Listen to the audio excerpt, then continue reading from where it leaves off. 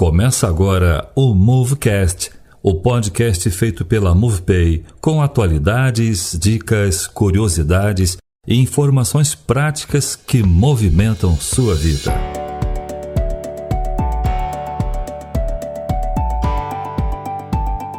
Um oferecimento MovePay, inclusão social e harmonia financeira.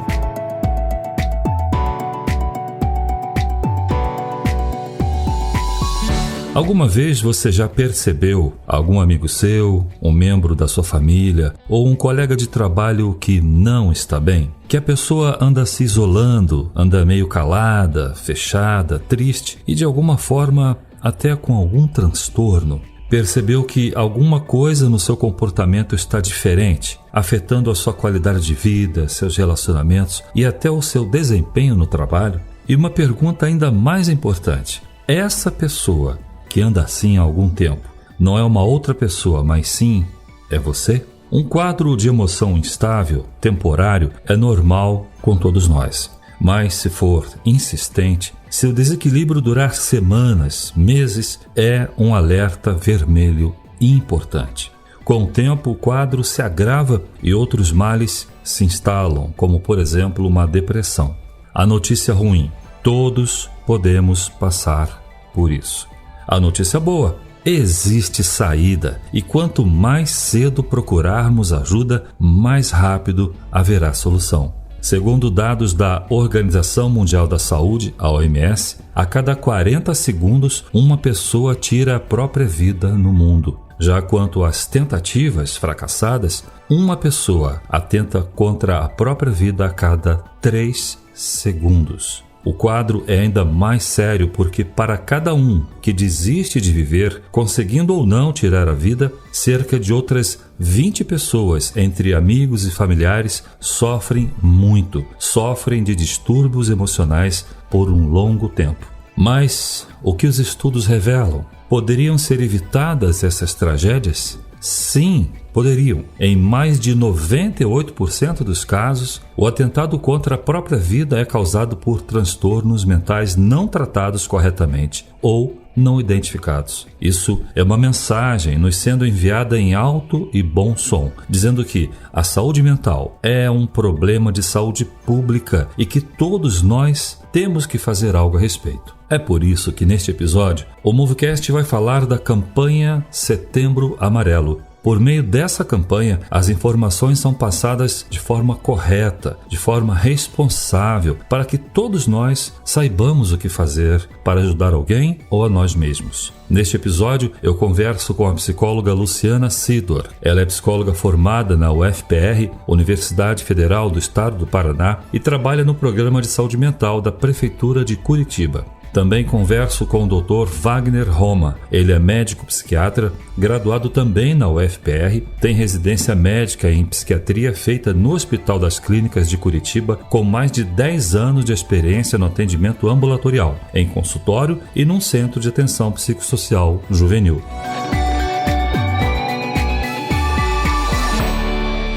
Da redação da MovePay, eu sou Luiz Azevedo e está no ar o MoveCast Vida em Movimento, o podcast de conteúdo prático para o seu dia a dia, para uma melhor qualidade de vida, por uma saúde mental mais equilibrada e em apoio solidário ao CVV, Centro de Valorização da Vida, e à Organização Mundial da Saúde. O tema deste episódio é Setembro Amarelo. Saiba como ajudar na prática.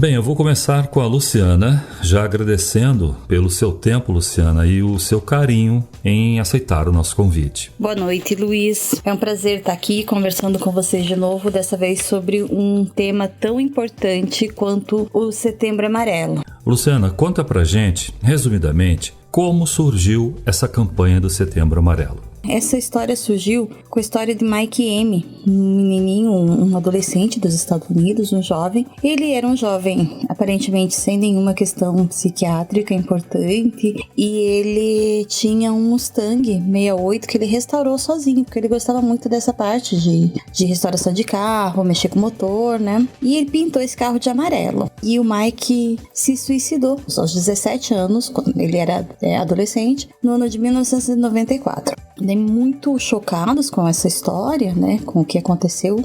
No funeral dele, tanto os familiares quanto os amigos dele distribuíram fitas e cartões amarelos, que era da cor do Mustang dele, com um cartãozinho que dizia: se precisar, peça ajuda, porque se sentiram realmente sensibilizados com o fato do Mike estar em sofrimento e não ter pedido ajuda, não ter conversado, né? O suicídio dele foi muito impactante para os amigos e familiares. Então, por conta disso, pensou-se na cor amarela, que é referente ao Mustang, né, dele, e a OMS instituiu o dia 10 de setembro como Dia Mundial de Prevenção ao Suicídio, e no Brasil, desde 2015, o mês de setembro, a gente intitula o Setembro Amarelo, em que a gente vai estar trabalhando muito fortemente a questão da prevenção ao suicídio. Qual é o perfil das pessoas que atentam contra a própria vida? As tentativas de suicídio podem acontecer com todas as pessoas, em qualquer faixa etária, qualquer gênero, qualquer raça, qualquer posição social. Todas as pessoas podem estar acometidas de um sofrimento tão importante que faz com que a pessoa realmente pense em tirar a própria vida. Mas existem algumas situações específicas que aumentam a tendência da pessoa a desistir de viver? Existem algumas situações que são fatores de risco para o suicídio. Os transtornos psiquiátricos, né? As pessoas que sofrem de transtornos psiquiátricos, ela tem mais chances de acabar fazendo uma tentativa de suicídio. As pessoas idosas, né? Elas têm menos projetos de vida, então acabam ficando mais suscetíveis. Problemas financeiros, é uma mudança importante no padrão de vida, na situação de vida da pessoa. Pessoas que já tem histórico de tentativas de suicídio ou de suicídio na família, e é muito importante a gente levar em consideração pessoas que já fizeram tentativas anteriores. Pessoas que já tentaram suicídio anteriormente, eles têm mais chances de tentarem novamente. Então esses são fatores de risco para o suicídio. Luciana, pela sua experiência no atendimento da área de saúde mental, qual é a mensagem mais importante da campanha Setembro Amarelo que devemos prestar atenção? É muito importante a gente falar nesse mês de setembro que a gente está trabalhando a prevenção, para além da gente ficar prestando atenção e estar disponível a ajudar as pessoas num sofrimento importante, deixar muito claro para essas pessoas que elas podem pedir ajuda, que a vida delas é importante, é significativa para a gente gente trabalhar também fatores protetivos. As pessoas que têm propósito na vida, que elas têm um objetivo, um planejamento, você ter um propósito, isso é um fator protetivo para a tentativa de suicídio. Você usou a expressão fator protetivo. Eu te peço, Luciana, para falar mais um pouco desse conceito do fator protetivo. Proteger uma pessoa com a saúde mental em risco depende, então, basicamente dos relacionamentos pessoais, é isso? É uma organização familiar, um suporte familiar, a pessoa ter uma relação afetiva com os seus familiares, e esse também é um fator protetivo e que diminui o risco de suicídio. Você ter amigos, não precisa ter muitos amigos, não precisa ser altamente sociável, mas ter pessoas da sua confiança, por quem você sente afeto, que sentem afeto por você, com quem você possa contar, possa viver momentos de lazer, sabe? Com quem você possa ser você mesmo. Nos momentos ruins, você possa se mostrar transparente, límpido para essa pessoa, sem julgamentos. Então, amigos de verdade, ter amigos, né? Ter relacionamentos afetivos, de amizade com pessoas, isso também é um fator protetivo importante. Luciana, que outros fatores protetivos existem que vão além dos relacionamentos? Religião, e eu não estou falando aqui dessa ou daquela religião, não importa. Mas você ter uma religião, você trabalhar a sua espiritualidade, você ter fé em algo. E aí você pode procurar a que mais faz sentido para você. Qual é o conceito religioso, o conceito de espiritualidade que mais faz sentido para você. Isso é muito importante também, isso é um fator protetivo bastante forte. A questão da profissão, você ter projetos de vida, você ter uma profissão, você trabalhar, você ocupar a sua mente, você ter o seu dia envolvido em alguma atividade significativa que te traga um retorno financeiro. Profissionais da saúde mental dizem que o isolamento é um risco muito grande. O que você diria às pessoas que preferem a solidão? É você ter responsabilidade com alguém, sabe? Você ter algo que te segure, alguém que você sabe que precisa de você, né? Você ter essa responsabilidade. Então, isso envolve não só pessoas, envolve também pets, envolve você ter que cuidar de plantas. Então, principalmente para quem mora sozinho, para quem tá sozinho, ter essa responsabilidade de que se você não estiver mais ali, essa outra pessoa, indivíduo, ser, coisa, vai sofrer, não tem quem cuide dela. Isso também é bastante importante, isso também é um fator protetivo. Eu lembro até a história, tem um podcast de um repórter chamado André Trigueiro, que ele entrevista o podcast não, né? Tem um canal no YouTube desse repórter, ele entrevista o Padre Fábio de Mello, e o Padre Fábio de Mello fala muito de uma planta que ele ganhou e que ele precisou cuidar, e que nos momentos mais graves da depressão,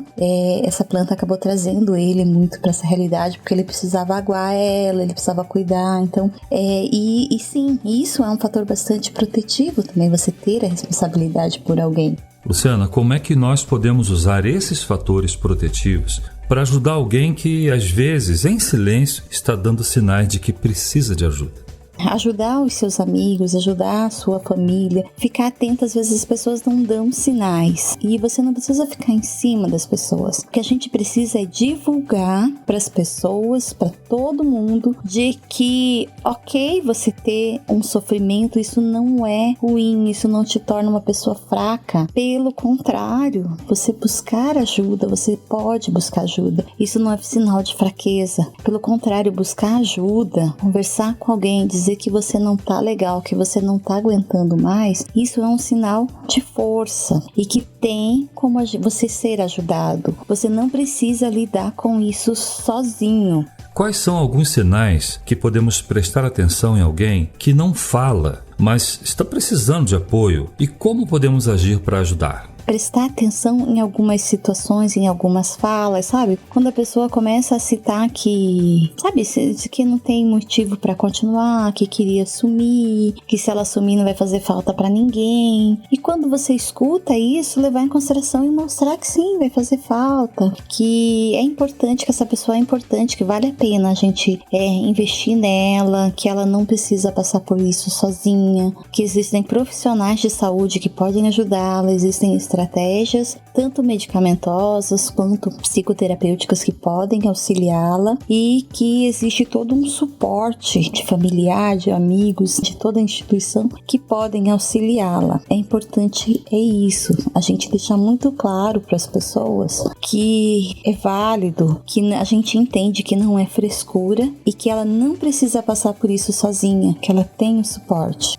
Luciana, muitas das pessoas que sofrem ao ponto de desistir da vida não procuram um profissional porque simplesmente não tem dinheiro para isso. O que essa pessoa pode fazer? As pessoas podem procurar atenção primária, a unidade de saúde próxima, dizer que está em sofrimento, que está com essas ideias de querer se matar. Então pode procurar uma unidade de saúde e contar do seu sofrimento, que você vai ser orientado de acordo com a gravidade e você vai ser ajudado. No SUS a gente tem essa estratégia, a gente tem os CAPs também, você pode procurar o CAPs. Os CAPs funcionam porta aberta, você pode buscar o CAPs, tem um CAPs em cada distrito sanitário, tem perto aí onde você mora. Então procura os CAPs. Também temos o telefone da CVV, porque é bem isso, assim, já escutei muitas pessoas que fizeram algumas tentativas que dizem que às vezes o sofrimento é tão intenso que você só quer acabar com aquilo logo. E nesse momento em que a pessoa toma a decisão de fazer, se ela falar com alguém, ela posterga essa decisão. Então é isso que a gente precisa provocar nas pessoas, falar para as pessoas. Fala com alguém primeiro, liga no CVV, vai na unidade de saúde, procura o CAPS. Você tomou a decisão de fazer? Antes de você fazer, conversa com alguém, busca ajuda, tá? Fala, olha, eu não aguento mais, eu vou fazer hoje. Mas fala com alguém antes. Não precisa passar por isso sozinho. Busca ajuda. É esse momento que a gente precisa segurar, porque daí depois a gente consegue fazer algumas intervenções e essa vontade vai diminuindo. A gente consegue estratégias para auxiliar, porque é muito sério, uma decisão que não tem mais volta e que afeta não só a pessoa que tomou a decisão, mas todos os familiares, todo o contexto em volta. Então, acho que é isso que a gente precisa deixar para as pessoas, que você pode procurar ajuda, que isso não é demérito nenhum, que isso é demonstrar força e que nós estamos, profissionais da saúde mental, temos toda uma rede e estamos dispostos a te ajudar dentro das nossas possibilidades, sabe? Que a gente vai te ajudar a construir esses fatores protetivos se você não tem, porque a sua vida é muito importante. Vale lembrar aqui que o trabalho de atendimento do CVV, o Centro de Valorização da Vida, é totalmente gratuito, feito por voluntários. Tem sempre alguém lá para nos ouvir 24 horas por dia. E o número para buscar essa conversa de apoio é o 188. O número 188 é válido para todo o Brasil. Luciana, qual é a faixa de idade que normalmente mais apresenta algum transtorno e que precisamos ficar mais atentos? Principalmente os dois extremos, que são os adultos, os idosos, né? E as crianças, elas também, né? Os adolescentes em especial, que é uma fase mais difícil. O adolescente, ele é muito impulsivo. Então, nesse espaço que eu falei, que quando a pessoa toma a decisão, ou ela tá ali planejando e toma a decisão de fazer a tentativa, no adolescente, ela tomou a decisão, ela faz. E por isso que a gente tem que estar atento aos nossos adolescentes. Eles são muito jovens, eles estão experimentando as coisas pela primeira vez e não tem a referência, então tudo fica muito amplo. No adolescente, um término do primeiro namoro, uma decepção com o primeiro amor, isso é devastador, porque é o primeiro, você não teve outras experiências, né? A frustração, ela é muito grande, porque você não teve outras experiências. Então, trabalhar com os nossos adolescentes essa resiliência e principalmente deixar eles muito confortáveis para buscar ajuda, que tudo bem, explicar para eles que tudo bem. Isso é muito, muito importante para que a gente consiga uma prevenção nessa faixa etária. E na outra ponta também, os idosos são pessoas que já viveram já têm muita experiência, já passaram por muitas situações e que muitas vezes estão muito sozinhos, né? Os filhos casaram, todo mundo casou, eles se sentem naquele momento da vida em que eles não têm mais o que fazer, parece que já cumpriram a sua missão. E a gente estar atento a essas falas, estar atento a essas mudanças de comportamento e ajudá-los a entender que não, que existem muitas coisas ainda que eles podem fazer, né? Existem muitas coisas ainda que é possível e ficar atento, né? Dar o suporte, ajudá-los a ter uma vida ativa, funcional. Isso é bastante importante também quando a gente fala do idoso. Qual é a mensagem mais importante do Setembro Amarelo, Luciana? Que nesse mês em especial a gente precisa falar do suicídio durante todo o ano, né? A gente precisa ficar atento durante todo o tempo, mas nesse mês em especial vamos deixar o nosso ouvido mais atento, deixar o nosso olhar mais atento para o próximo, ser mais empático, mais aberto e acolhedor ao próximo. Isso faz toda a diferença.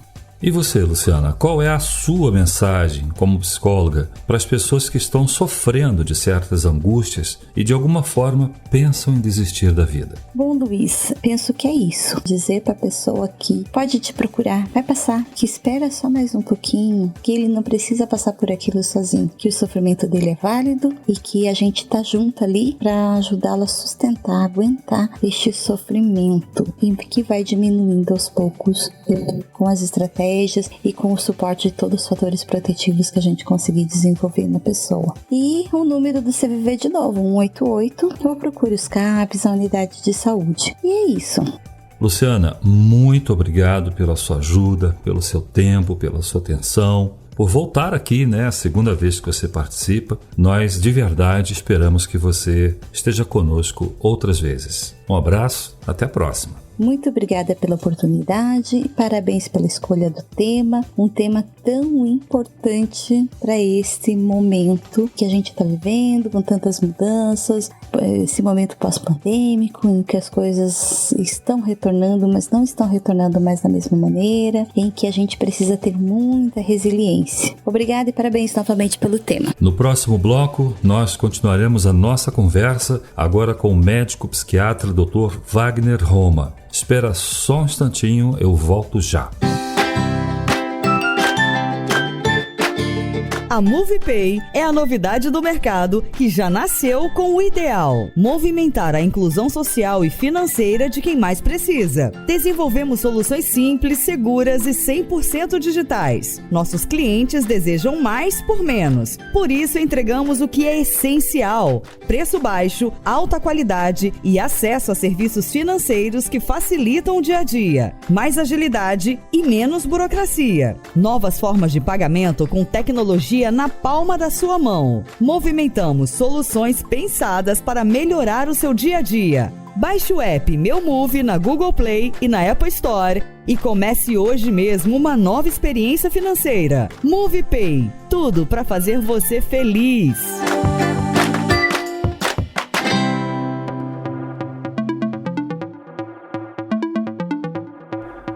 Dr. Wagner Roma, muito obrigado pelo seu tempo, pela sua colaboração com esse tema tão importante aqui no Movecast. Primeiramente, desejo agradecer a oportunidade de falar sobre um tema tão importante que é a campanha do Setembro Amarelo. É essa campanha que busca a preservação da vida, uma educação social sobre a questão do suicídio, para a gente poder quebrar tabus, as pessoas poderem falar sobre isso e fundamentalmente poder buscar ajuda.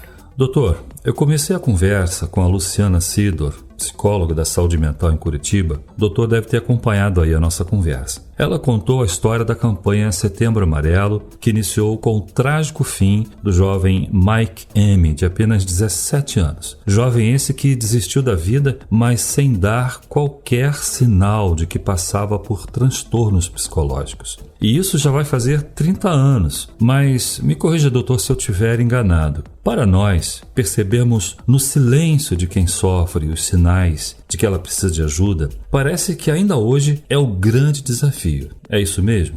Era um jovem que aparentemente não demonstrou sinais óbvios, que estava num quadro de sofrimento psíquico, que estava pensando sobre suicídio, que tinha um risco suicida, Ele tinha um grande interesse por carros, então ele tinha um Mustang amarelo. Acho que é o grande questionamento, que talvez a grande angústia de todos, é como a gente identificar quem precisa de ajuda. Muitas vezes não é tão claro, as pessoas não demonstram externamente esse sofrimento. Muitos do que estão cogitando suicídio, acaba sendo uma surpresa para a família, para quem convive com a pessoa. Quando a pessoa tenta um suicídio, aquilo se torna inexplicável.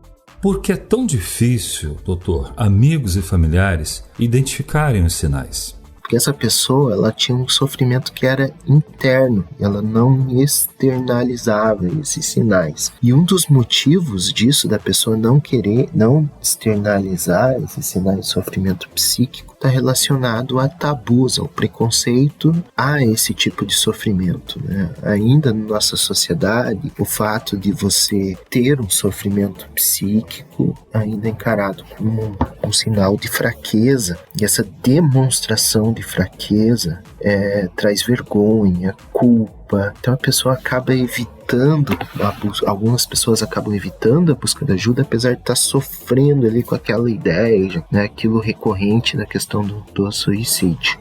Então, por isso também uma importância dessas campanhas de conscientização, de buscar essas pessoas que não externalizam esses sinais claros, né, de alteração comportamental e emocional, que elas entendam que elas não estão sós, que é importante buscar ajuda, que existem mecanismos de buscar ajuda para aquele sofrimento psíquico que ela está vivendo. E quando a pessoa externaliza os sinais, o que normalmente vamos perceber como alerta?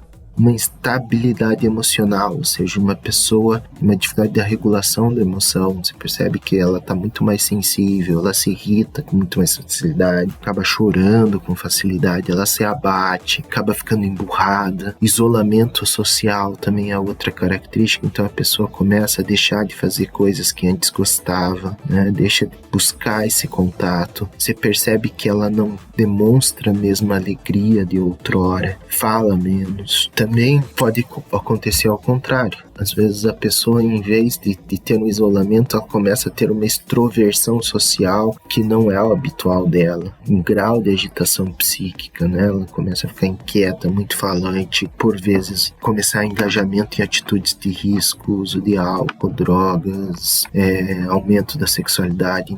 São muitos os sinais, né, doutor? E acredito que eles não aparecem todos juntos ao mesmo tempo. Se o senhor puder juntar todos esses sinais e dar um grande quadro geral, qual seria esse quadro? Um grande sinal para se atentar é uma mudança do padrão comportamental habitual da pessoa. Você conhece aquela pessoa, você percebe que ela está diferente do habitual, você estranha aquilo ali. Então isso é um sinal que existe um quadro psíquico, alguma coisa, do transtorno mental ali subjacente, e isso já é um fator de risco para o suicídio.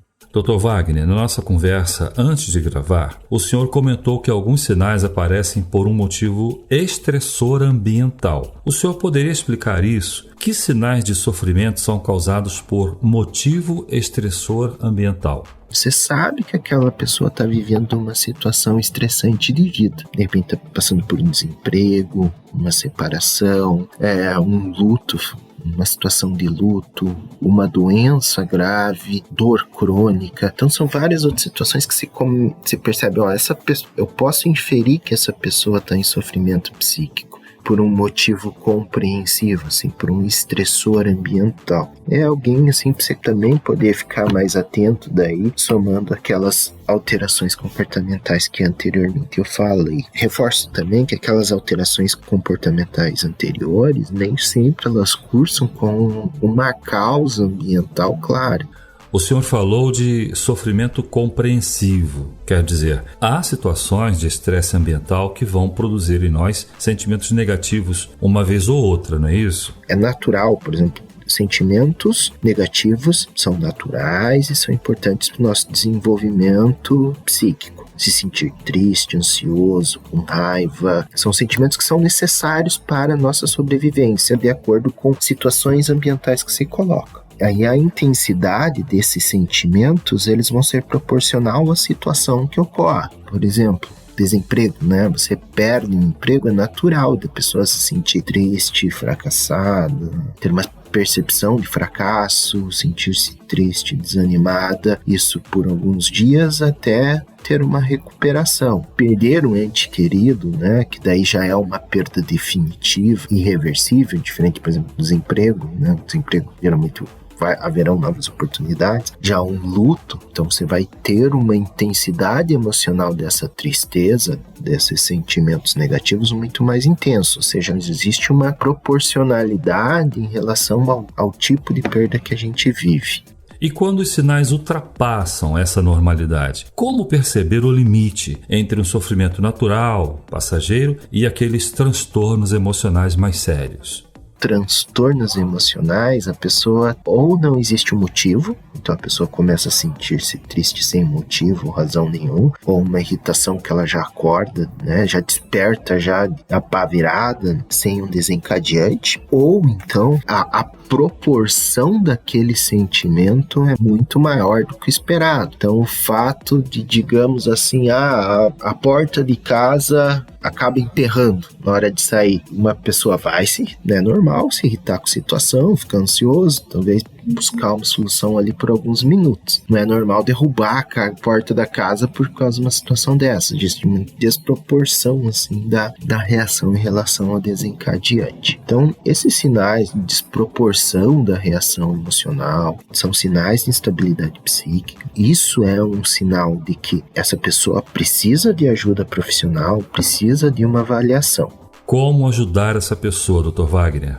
Primeiro que às vezes é muito difícil, porque tem pessoas que não querem ser ajudadas ou não têm prejuízo da capacidade crítica, ela não consegue se entender doente com um problema grave e essa pessoa daí acaba não aceitando ajuda. Nessas situações, quando você vê que uma pessoa está obviamente instável, que existe um risco iminente dela fazer alguma coisa para si mesma, nesse momento a gente usa a medida extrema, que é para resguardar a integridade da pessoa, às vezes um internamento, até um internamento involuntário contra a vontade da pessoa. É uma medida extrema, tem sua indicação, mas precisa ser algo muito preciso, assim, também porque é uma violência contra a liberdade da pessoa. Então precisa de uma avaliação profissional muito criteriosa para fazer esse tipo de indicação de tratamento, mas é algo que a gente pode recorrer em algum momento. Como nós podemos chegar nessa pessoa em sofrimento e ajudar antes da medida mais extrema, que é a internação?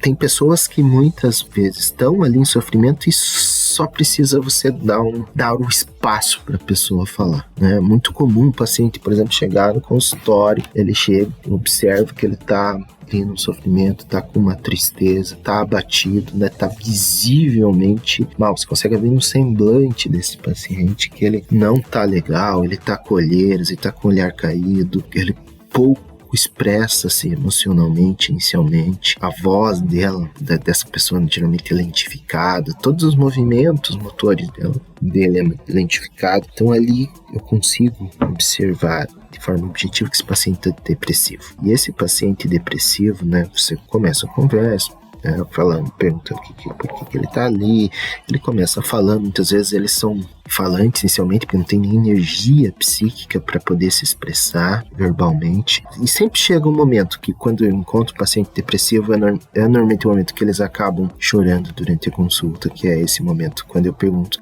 diretamente sobre a questão do suicídio, e pergunto, e você já teve alguma ideia, né, de se machucar, ou uma vontade de sumir, de desaparecer, de fugir, chegando até o momento assim de pensar sobre se machucar ou cometer suicídio, né? Esse paciente ele guarda para dentro dele, ele nunca verbalizou isso anteriormente, e esse é um momento assim bem sensível da consulta. Isso é dentro de um setting terapêutico, né? Dentro do consultório médico a gente faz esse questionamento direto para o paciente. Raramente um paciente, né, fica ofendido de fazer esse tipo de pergunta. Mas ali é um espaço em que isso está subentendido, a gente está ali para ajudar. No espaço familiar, no espaço de amizade, às vezes esse tipo de questionamento direto, a pessoa tem que ter muita sensibilidade para abrir, para falar isso. Tem que ser algo feito de forma muito empática. O melhor é falar assim, chegar falando assim, eu percebo que você não tá legal, que você tá diferente, né? Eu tô aqui, gostaria muito de te ajudar, fico preocupado que aconteça alguma coisa de ruim para você. Se quiser eu posso te ajudar a buscar ajuda. Fazer o questionamento direto não é o ideal para alguém de convivência. O ideal é mostrar a preocupação, deixar claro para a pessoa que você se preocupa com o emocional dele, que quer o melhor, o quanto ela é importante para você, para ela na tua vida, que ela tem essa importância, que ela faz diferença estando aqui. né? E se eventualmente daí a pessoa falar, comentar que ela tá com pensamentos ruins, que tá difícil para segurar, que ela não tá aguentando mais, né? Daí pode chegar a questionar se ela tá pensando alguma coisa, se ela quer ajuda.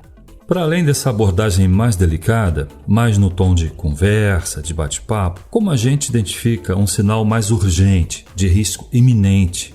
Um paciente que vem no quadro depressivo há muito tempo, muito mal, e de repente você tem uma melhora abrupta. De repente parece que a coisa simplesmente se solucionou de um dia para o outro. A pessoa estava ansiosa, tal, de repente tá melhor, tá ótima, e ela começa a ter algumas atitudes diferentes, às vezes chegar, falar, começar a se desculpar pelas pessoas, pelas ofensas que ela cometeu, começar a arrumar as coisas dentro de casa, fazer um preparo assim de despedida. Tipo, começar a marcar senha de banco, fazer testamento, vender imóveis, sair do emprego, fazer uma série de atitudes assim que nitidamente essa pessoa está se preparando para partir. Isso é um sinal de extrema gravidade. Outro sinal de extrema gravidade é você conseguir identificar preparos relacionados com a ação suicida, né? Pesquisas na internet sobre qual método, a pessoa marcar um dia para quando isso vai acontecer, né, dar uma data, ela, por exemplo, ir na farmácia comprar um monte de remédio, de repente comprar uma corda, coisas assim que tá fora do hospital, você vê que tem um planejamento e um risco imediato. Então isso também são sinais de extrema gravidade. Outros sinais assim de extrema gravidade, né, abuso de substância, sintomas psicóticos, paciente que começa a ter ideias de perseguição, ou então aquele que começa a escutar coisas, conversar sozinho, ter ideias bizarras, ter ideias, no caso de ruína, né, que a vida dele acabou, que o mundo dele acabou, que não tem mais jeito, que a vida dele está destruída. Então isso também são sinais de extrema gravidade, assim, de um risco suicida iminente. Ouvindo o Senhor, nós percebemos bem a importância de se expressar, não é, doutor? A frase-chave da campanha do Setembro Amarelo é: falar é a melhor solução. É o slogan do CVV. Quebrar o tabu do silêncio é um grande passo. Quebrar esse tabu, permitir que as pessoas falem, elas ficarem mais abertas para essa fala, mais abertas para escutar e mais abertas para buscar um tratamento. Da mesma forma que quem convive com a pessoa que está em sofrimento também estar mais aberta para entender isso como um sofrimento psíquico, para poder oferecer ajuda e não julgar. O senhor falando de não julgamento nos faz lembrar outra dificuldade nossa com quem sofre de transtorno psíquico. É de oferecer ajuda sem julgar e sem fazer comparações. Aqui está o grande nó social, assim, da questão. Ainda as pessoas não conseguem entender, assim, a questão do suicídio. É comum julgamentos morais, assim, da pessoa. Tal pessoa tá lá no hospital, tá lutando contra um câncer, tá fazendo diálise todo dia, tá lutando pela sua vida, e daí chega aí um menino de 18 anos que tem toda a vida pela frente, vai lá e faz uma tentativa de suicídio, né? Isso é absurdo, é ridículo, é algo inaceitável, é falta de apanhar na bunda, é falta de religiosidade. Isso só atrapalha, né, essa busca de ajuda e somente aumenta o risco suicida dessas pessoas em sofrimento. É preciso entender que sofrimento sempre é subjetivo. A gente não pode julgar aquela pessoa que, por exemplo, que está lá no hospital, talvez ela teve toda uma vida satisfatória, ela continua tendo planos, ela continua fazendo coisas na vida, tem essa gana de continuar vivendo, porque o viver para ela até aquele momento havia sido bom. Mas às vezes, por exemplo, esse menino de 18 anos que faz uma tentativa de suicídio, ele passou por um lar abusivo, ele nunca foi bem na escola, né, sofreu bullying,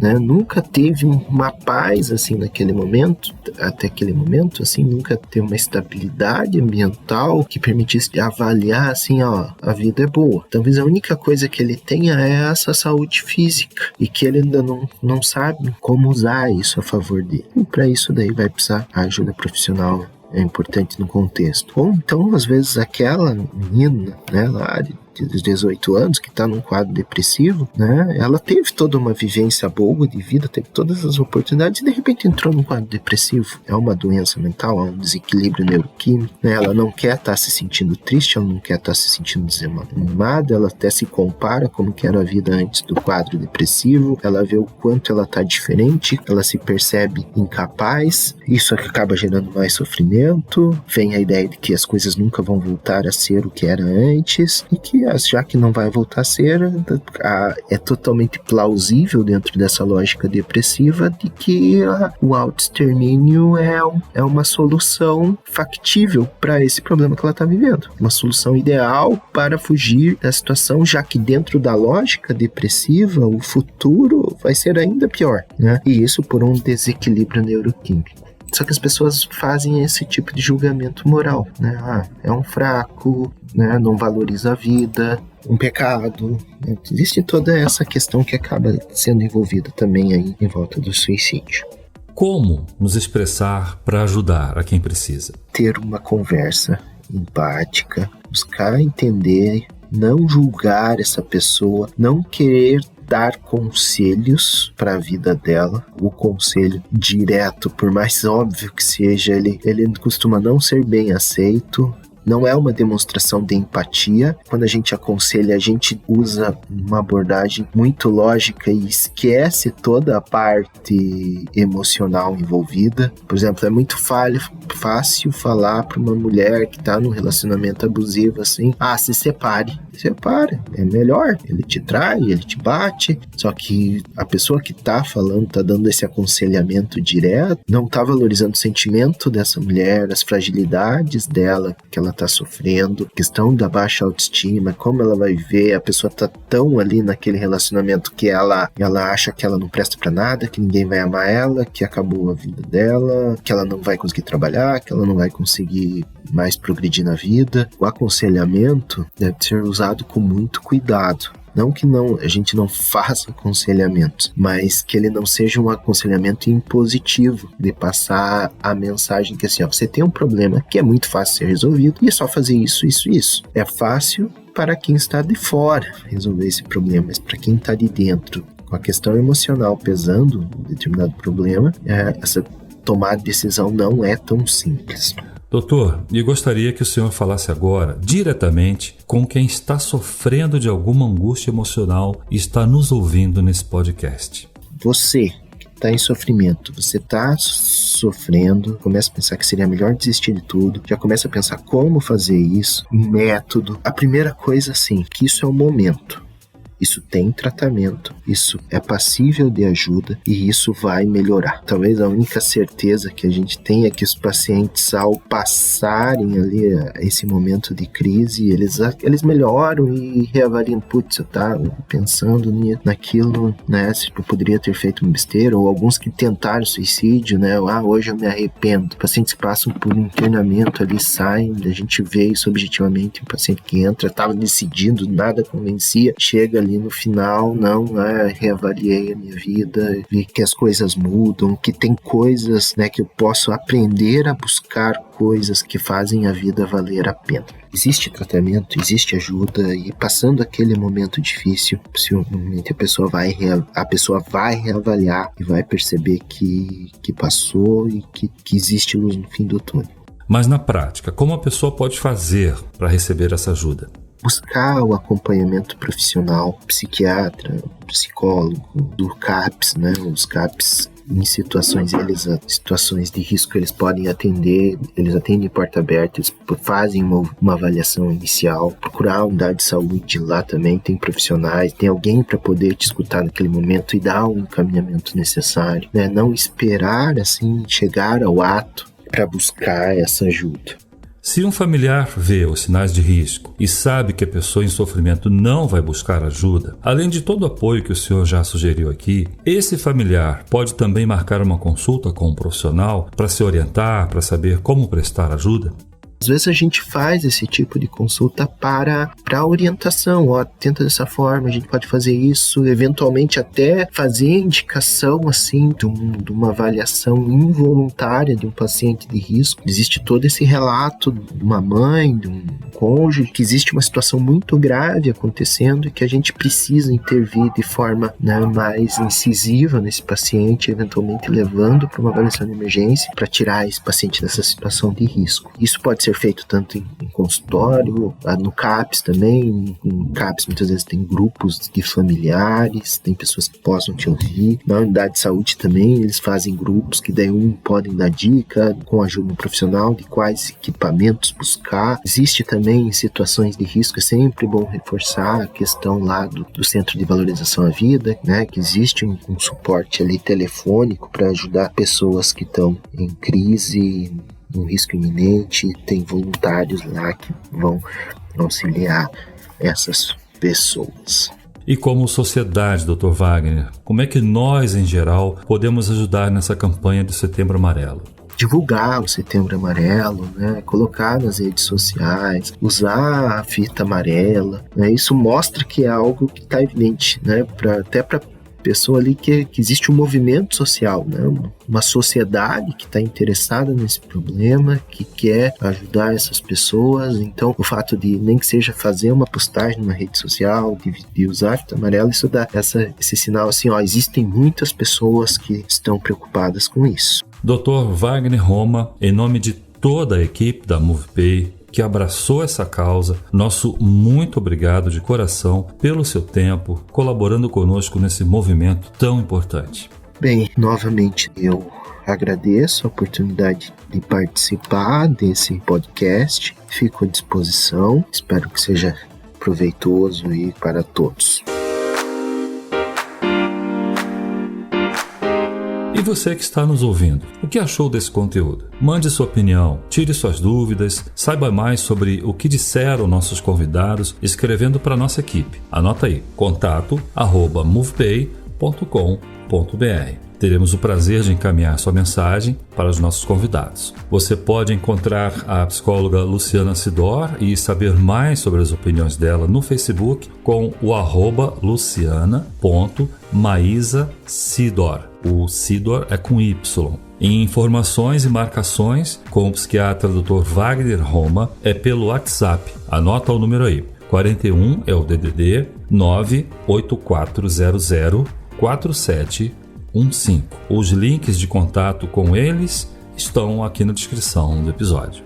E este foi o Movecast especial em apoio à campanha do Setembro Amarelo, podcast exclusivo produzido pela MovePay. Os episódios estão disponíveis em nosso canal no YouTube e nas melhores plataformas de podcast. Encontre o Movecast no nosso site. Lá você pode se inscrever e receber uma notificação sempre que lançarmos um novo assunto. A minha parceira na produção editorial é Thaisa Lobo e a direção geral é de Sandra Lucena. Eu sou Luiz Azevedo e vou ficando por aqui. Encontro você no próximo Movecast Vida em Movimento.